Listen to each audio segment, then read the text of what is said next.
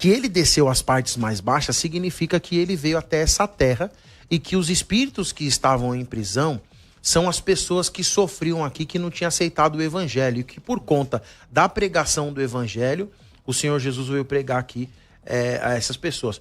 Tem condições de o senhor me mostrar, só tem essa palavra, uma expressão semelhante de partes mais baixas da terra se referir a essa esfera que nós vivemos aqui? É que ele está dizendo que é a encarnação, né? A encarnação de Jesus aqui na terra. Isso, exatamente. Que seja aqui, como ele andou aqui, não se referindo à sua morte e à sua ressurreição a um submundo, por exemplo. Então, é porque você está pegando dois textos que não estão conversando e está tentando fazê-los conversar. Deixa eu só falar uma coisa. Ele está trabalhando só Efésios 4:9. Eu não peguei dois textos, eu só falei desse texto aqui. Por enquanto, eu só li esse texto e só falei esse. Mas é quando você colocou que desceu às regiões inferiores, você atrelou a pregar os espíritos. É porque eu só tinha falado na inicial mas que... eu deixei bem claro que os dois textos não conversam, que na verdade um outro texto de Pedro conversa com a primeira carta. Quando você vai olhar, por exemplo, Efésios 4, ele fala sobre a unidade da fé, um só Espírito, um só batismo, e aí ele fala que foram dados dons para garantir essa unidade. Se você olhar o capítulo 4, verso 8 em diante, 7 em diante, perdão, ele vai falar sobre os dons de ensino. É a única lista de dons que Paulo trata sobre o ensino específico da igreja.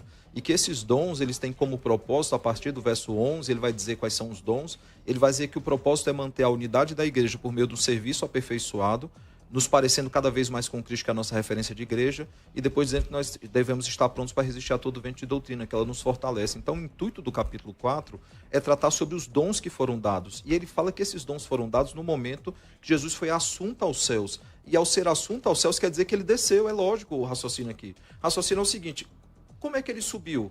Ele subiu porque ele desceu. Então, a defesa de Paulo aqui é dizer o seguinte, ele encarnou, ele esteve no nosso meio, depois ele foi levado de volta para junto do Pai, e nesse momento ele distribui dons para a igreja. Esses dons são dons de ensino. É até uma discussão interessante, quem pode ensinar a igreja? Mas os dons aqui de Efésios, nem todos são de ensino, né? Não, todos tem são. Não, o capítulo 11. De profeta, por então, exemplo. Aí vai entrar na questão sensacionista ou continuista. Não.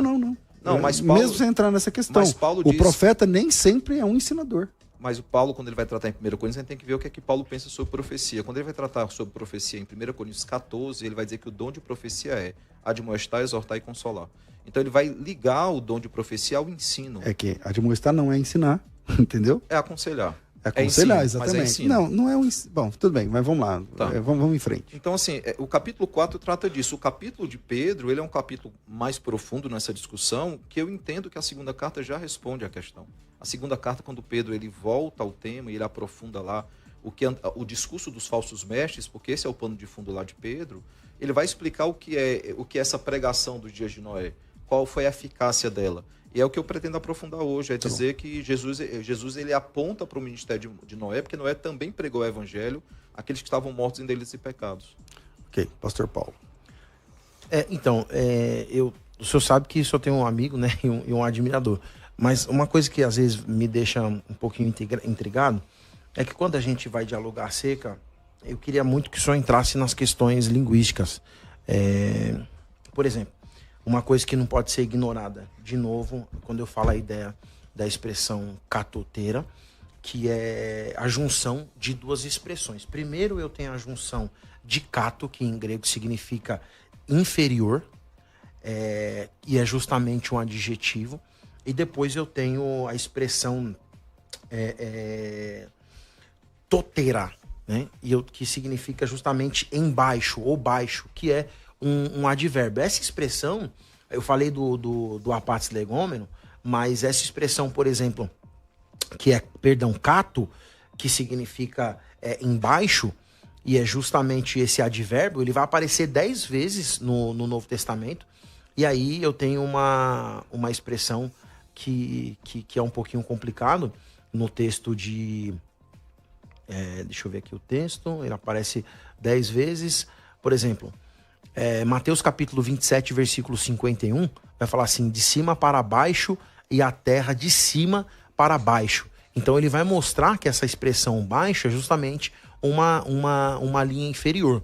No meu entendimento, quando ele fala que ele subiu e desceu às partes mais baixas da terra, não haveria necessidade de dar ênfase, talvez usar até um superlativo aqui, quando ele fala subiu e desceu, ponto, estava tudo tranquilo, se referia aqui... a terra, né? Isso, exatamente. Porque ele vai falar assim, deu dons aos homens. Como o senhor fala ali, Efésios capítulo 4, versículo 11. E ele mesmo deu uns para apóstolos, outros para profetas. Ali tudo bem, está relacionado com a igreja. E vai falar dos profetas também, dos apóstolos, top. Só que nem toda a perícope, nem todo o contexto está relacionado só a falar de questões de dons. Por quê? Porque Paulo vai enaltecer o ministério de Cristo. E o ministério de Cristo também surte efeito às partes mais baixas da terra. Até porque, reverendo Samuel, quem morreu antes de Jesus descer e ressuscitar também esperava a sua morte e a ressurreição, porque se Jesus não morre e não ressuscita, o pessoal ia continuar naquilo que o judaísmo vai chamar de Vale de Guerrinom, ou Vale de Rinom, né, que os corpos eram jogados, e aí você tem as outras partes. Então, para mim, aqui está a implicação, que o texto fica claro que essa região mais baixa da Terra, para mim, no meu entendimento linguístico e gramatical, não se refere a essa esfera que a gente vive hoje, por exemplo. Então, mas